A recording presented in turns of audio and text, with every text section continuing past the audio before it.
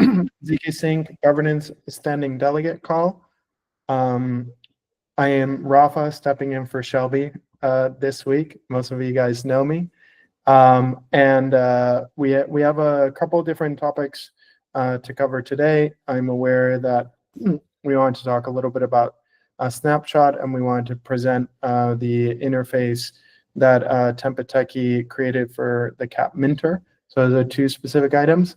I did want to encourage everyone, if you have specific topics that you'd like to raise during this call, if you could add them to the chat box now so we can take them one by one. And then I can also share some additional information from some of the governance team discussions and some of the priorities for 2025.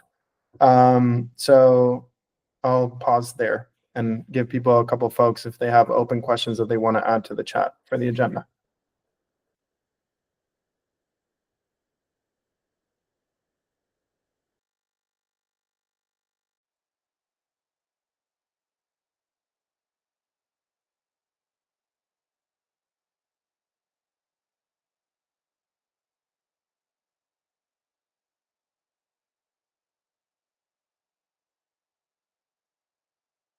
Okay.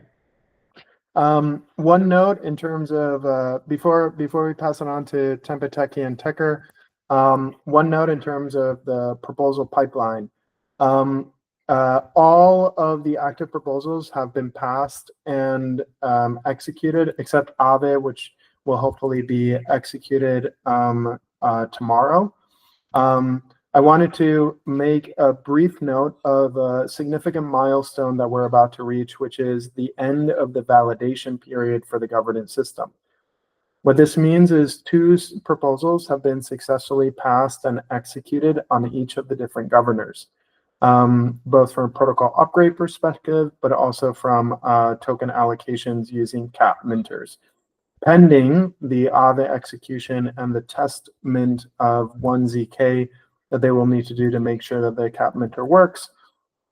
This means that we would transition out of the governance validation period and start thinking about an assessment of the system overall, current current areas of risks and opportunities for making the governance system better. So just wanted to say thank you everyone for really supporting this type of launch and validation phase.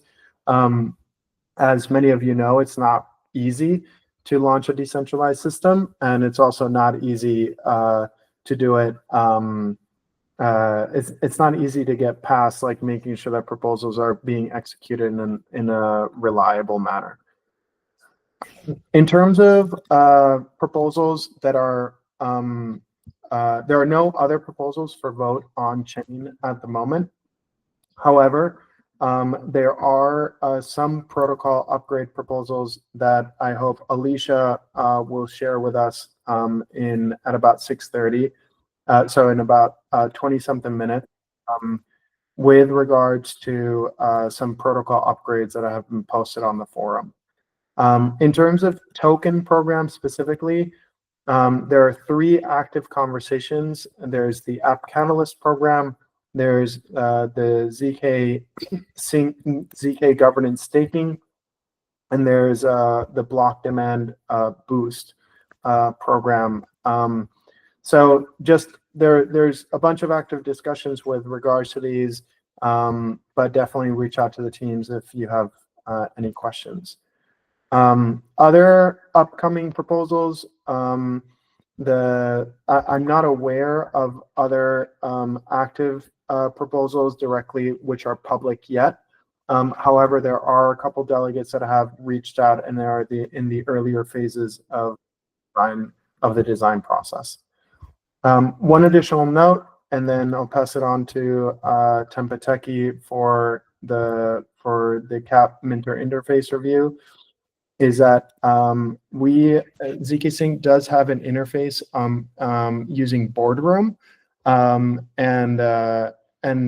so just so you guys know, if at any point you need to use a different interface, We have more than one. We believe in decentralization, and we're very happy that not only Tally is available, but Boardroom is also available. So I'll pause there for any specific questions with regards to those topics, and if not, we can move to Tempe Technique.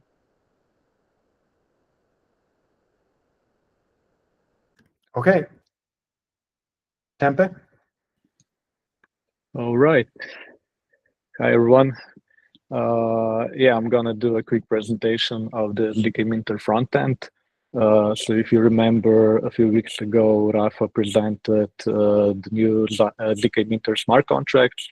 You can also see the forum topic. I think it's I linked it in the post there. And just to refresh your memory, ZK Minter contracts are used by TPP proposals to mint new ZK tokens. As you probably know, ZK Nation does not have a treasury in a traditional sense like other DAOs do. There's no multi-sig, no treasury contract which would hold ZK tokens. Instead, if you have a proposal which needs funding in ZK tokens, you need to first launch a ZK Minter smart contract, through which you will be able then to mint the requested amount of tokens. So the tokens are not transferred from a treasury to you, but they are freshly minted, like they didn't exist before, right? Of course, you won't be able to mint ZK tokens immediately. First, your proposal needs to pass via on-chain vote on Tally. And if it's approved there, then your ZK Minter smart contract gets the right to mint a predetermined amount of tokens and also within some predetermined time frame. So there's a start date and the end date. And Tempe, can you maybe share your screen if you? Yeah, I will. I mean, I don't have the presentation, but I'll share the ZK Minter front end. Yeah. Let me just find okay, here and here. So yeah, there's a predetermined start date and end date, and after the end date is gone, like even if you have some ZK tokens to mint, you can't mint them anymore. So these are the smart contracts that Rafa presented, and they weren't developed by me. I just developed the front end through which you can easily create a new ZK Minter contract and manage it. I would also like to say here that this is maybe useful for more simple ZK minting mechanics, right? If you have a more complex ZK token minting mechanics, then you would probably want to develop everything on your own, you know, like the whole contract logic. But for simple TPP proposals, I think this would do. So yeah, it's basically a form where you can select either a testnet or the mainnet. You enter an admin address because a smart contract, a ZK Minter contract needs an admin. Admin is not the address that can mint tokens. So admin then needs to later on assign a minter role to some other address, but we will take a look at that later. Then you enter the max amount of ZK that can be minted through this smart contract, and the start date and the end date. And then you click the create minter contract button, and this actually calls a function in a factory smart contract, which launches the new smart contract, the new ZK Minter smart contract on chain. And then after you have it, you can do other stuff like you can grant some address minter role, so that address is then able to mint ZK tokens. You can revoke the minter role. Then the minter, the address with the minter role can mint tokens via this form here. And let's see, what else do we have? And you can also check like minter contract details. I don't know if I have it handy here, but we could check, for example, the Aave contract if somebody has it posted here in the chat. But yeah, like you can check I'll any find it, existing. I'll find it. Yeah. Okay. An existing contract. And what else here? Yeah, the amount that you enter here will be converted to VEI because in the end it has to be in the VEI format, which is with 18 decimals. Let me see if we have the Aave contract address. So if I go to to check Minter contract data and I select era and I enter this address. Let's see if it finds it. Yeah, it finds it. Okay, it says here that the status is active. So this means that the start date is already in the past.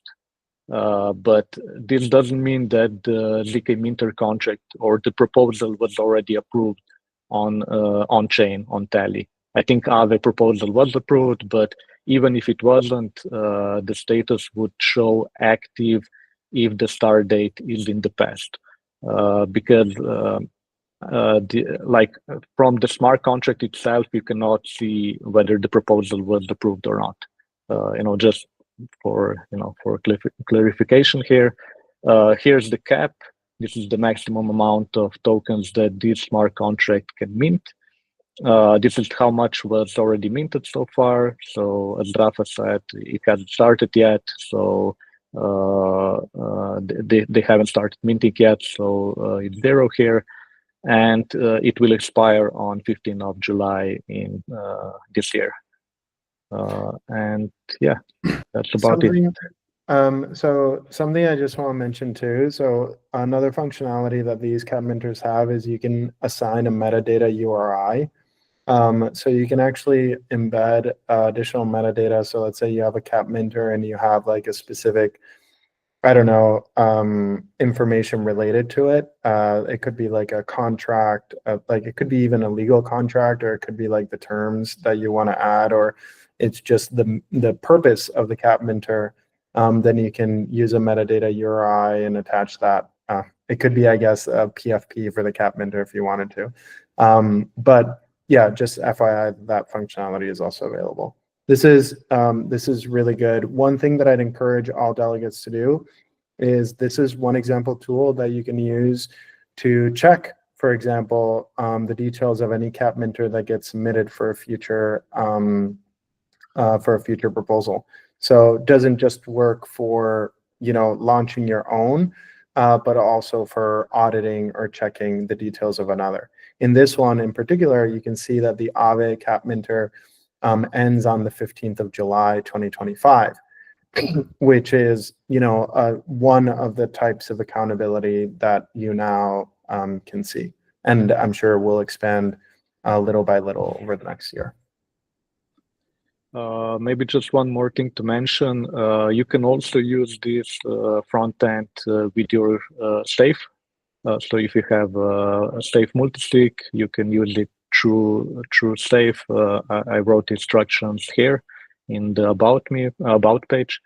And another thing, try it out. The testnet is supported, so you can easily try it out on the testnet. On the testnet, I created my own token, so it doesn't use a ZK token. There's no official ZK token on the testnet. So I created a token which automatically gives you the right to mint tokens. So you won't have to put it on there's no governance on the testnet. So you don't have to have any proposal to approve your ZK Minter contract to mint the tokens. But on the mainnet, of course, when you launch a new ZK Minter contract, then you have to create a proposal on Tally, and you get to get it approved. And after that, you will be able to mint ZK tokens, not before.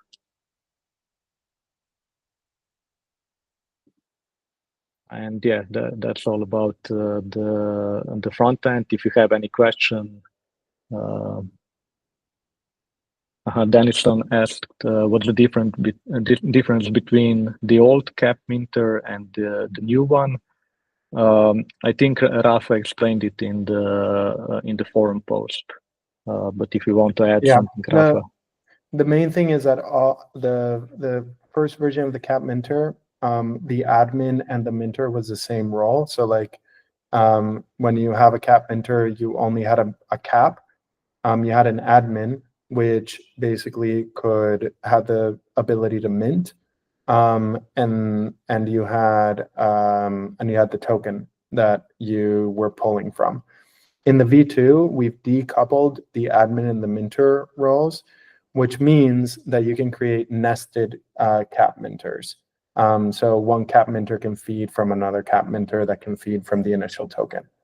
That's really the main innovation. And then there's some amendments to include start and end times and be able to assign minters. So those are some of the main things. Feel free to let me know if you have any questions with the cap minter V2. Related to this, I have I think one of the main things that I would like to see us as a community develop is a set of Lego, like a Lego kit for token mechanics. So I know Uniswap V4 launched with all the different hooks. And we can think about progressing throughout this year. Well, you have the cap minter, and maybe by the end of the year, we have a series of different hooks that we can connect to the cap minter for different types of other functionalities, which might be fun to have. Not necessarily created by us, but hopefully in support of the token assembly, so we can create more autonomous methods of ZK utility and distribution. Okay. Yes, Nick, you're right. The start time is useful because you can also revoke roles at different milestones. One example of the start time is that you might pre-commit to 2 different seasons for a proposal. And you might say one cap minter gets opened now for the initial, let's say, 4 months of the proposal. And then you might have another cap minter which gets opened at month 4 automatically, right? Because the start date is in the future. But it does mean that you have an on-chain guarantee that future token allocations are basically not distributed before a specific point in time.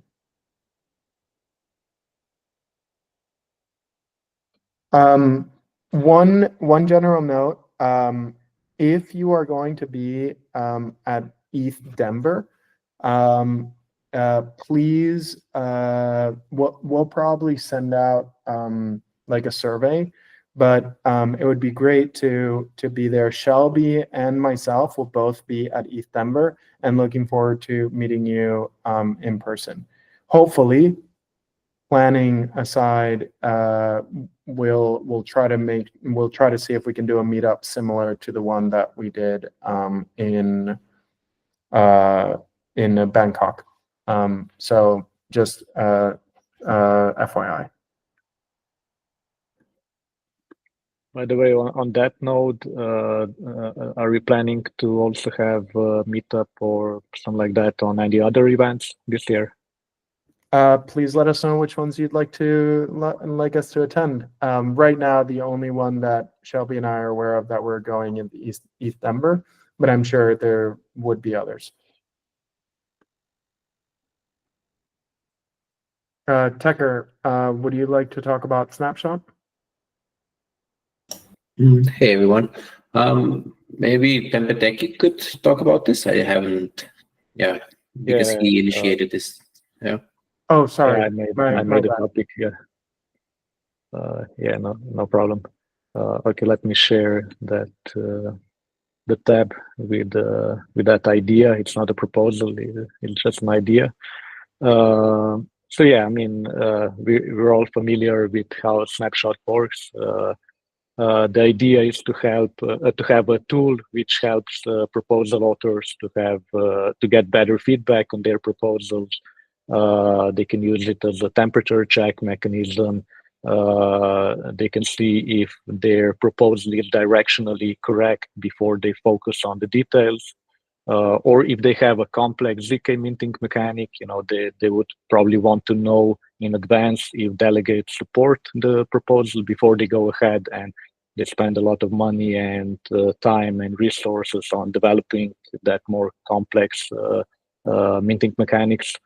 They can also use it as a tool to conduct elections, or maybe have a vote on only a part of the proposal if there are like two different alternatives on a specific part. And yeah, I think through the debate, it was obvious that it's important that this is an optional tool, at least at this point, right? If in the future we see it should be integrated more into the governance, yeah, sure, we can make that, but I think it's just fine to have it completely optional. If any of the proposal authors would need it, they would use it, but otherwise they would be free to skip it entirely, right? And yeah, the main and the final vote still remains on chain, on Tally, or on what was the alternative that you mentioned, Rafa, Boardroom, I think, or any other front end that supports on-chain voting. So yeah, like a lot of opinions were already given on the forum and at the last call, but if anyone wants to add something, please do now. One note on our side. So I'm checking internally, but I think we might just to make sure that people have like a central place. We might create a snapshot that folks can use. I still need to sort out a couple details internally, just because there's been a lot of competing priorities these past couple of weeks. But yeah, we'll try to set up a quote unquote a central one that is just ZKsync governance, in case people want to use it in the future. Okay, that would be great. Yeah. I think there was the question, I don't know, on the forum or in the past call, about the admins of the snapshot space. So I think we could do elections for that also, on the snapshot once it's set up. Yeah. Interesting. Yeah. One question. So we've talked a little bit about interfaces. We talked about the proposal pipeline. In the next couple of minutes, in the next 5 to 10 minutes, I would like to do a quick round and ask for specific topics that people would like to cover during the next delegate meetup. So not the standing call, but assuming we can have an in real life delegate meetup at ETH Denver, if there are specific topics that you guys would like specifically raised, or specific attendees that you would like to join, or specific presentations you would like to have.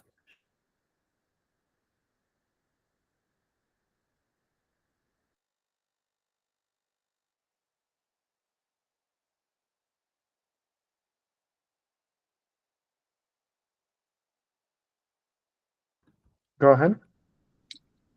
Yeah, I'm not gonna be in Denver, but I think one of the most important things for blockchains, or to compete with each other, is apps, right? So I think this, how to get more apps, innovative apps on ZKsync specifically. Yeah, that kind of stuff.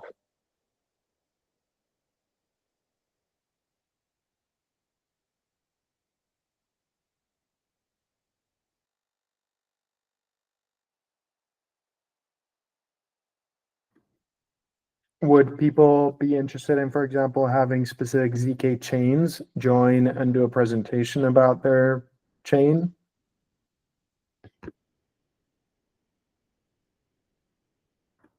Silence. I see some thumbs up. Daniel?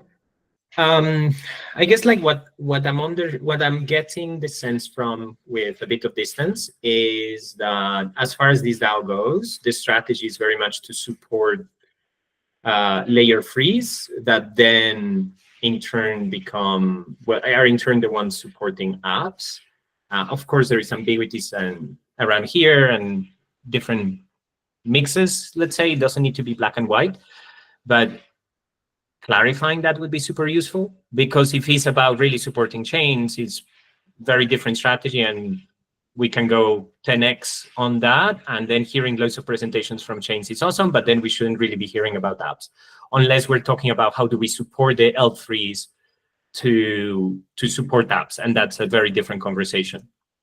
Yeah, when you say L3s, you mean chains, so the ZK chains. Yeah, exactly. I mean, I understand the architecture is roughly that, or is it more you licensing the tech for them to create another L2? So for ZK chains, my understanding, but maybe this is a good topic. Maybe we should invite Anthony and the tech team to do an overview of the tech stack of ZKsync. I think that would actually be really valuable. Tech stack presentation. So the ZK chains are basically layer 2s that are deployed with the ZK stack, which is short to say that they have a common ZK processing, so like the proof generation process, in such a way that you can use the same state transition manager. So what this means in practice is that when ZK chains have the same state transition, or the ZK proofs, you can basically have interoperability, which is what ZKsync is working towards. Hey Alicia, good to have you join us. So we are talking about the Delegate meetup in East Denver, what maybe some of the topics should be. And one of the topics actually was a ZKsync tech stack presentation. So what is a ZK chain? How does ZK chains like relate to each other and relate to the ZKsync protocol overall, and the different types of products? So bookmarking that, saying that out loud so it's in the recording. And I'll revisit with Shelby when she's back. Okay, so showcasing app, Bernard mentioned visibility on what people are building, philosophical DAO discussions, lead in developing proposals, RFC process. I think Catalyst brought up an important point about the relationship of technical service providers and individual proposals. I think that's also an important topic that we could discuss. Update on ML strategic priorities. I think that's really good. Yeah, showcasing some apps in the ecosystem, all related to the conversations that we've had. Just so people know, Alicia, Shelby, and myself, we did a quick team huddle. All three of us spent a little bit of time together in person, and we went through the governance priorities for the next year, thinking about what do we absolutely need to do this year to make ZKsync successful. We have some ideas, but when we have them finalized, we'll make sure to share with you guys. Questions like, how does governance support 10x growth for the next year? Questions like, what are the biggest frictions that we're encountering right now with ecosystem development, with protocol upgrades? Those are a lot of questions that came up.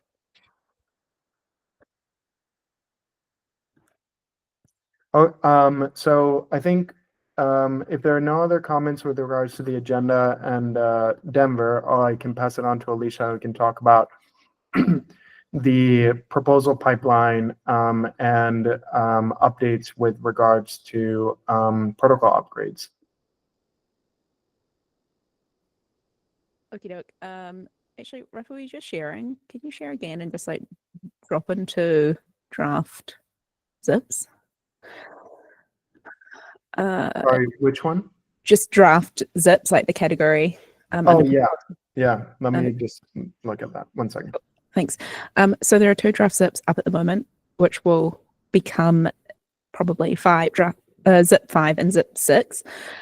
The first one is the protocol governor upgrade, which changes 2 parameters of the protocol governor, and then also has an upgrade of the protocol upgrade handler, which is what executes. It's basically the thing, the most important contract that governance controls, because it controls everything else.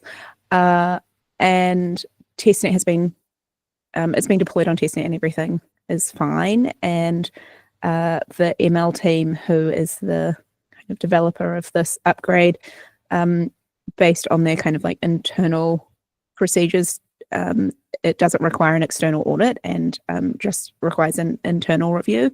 And so that has been completed. So the timeline for putting this on chain could be next week. But the only thing is that we wanted to batch potentially this zip with the next zip as well. So to kind of ease the burden for delegates of voting. And the next, the prep for ZK Gateway is a bit more complicated. And so testnet still needs to be deployed for that upgrade. And Stas, who is the author, is working on the call data. And so, and actually I think maybe something in the audit reports needs to be finalized as well. So there are a few outstanding things.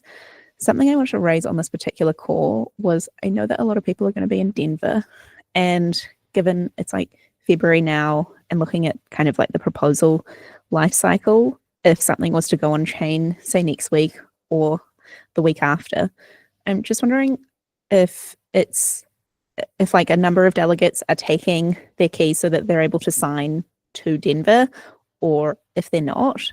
I don't know if people feel comfortable just unmuting and talking or dropping comments. Yeah.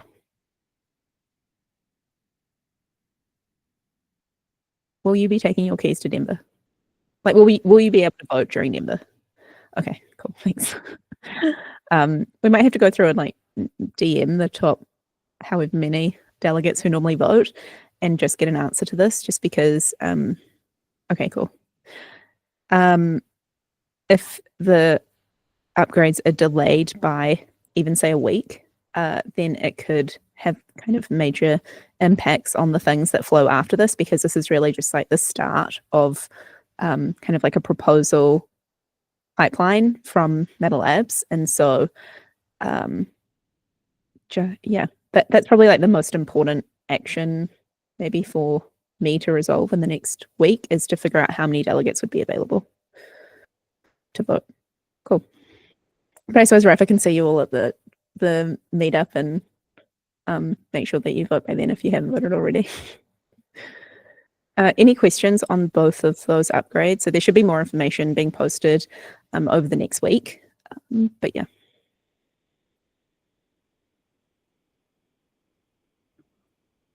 Good stuff. Thank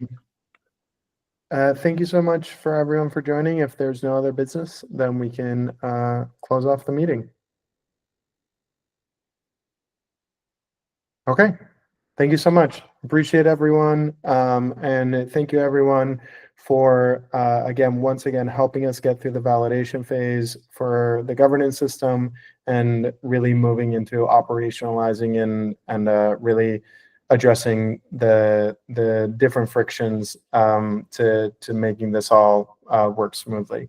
Really appreciate the patience as we sort out the details. Thank you so much.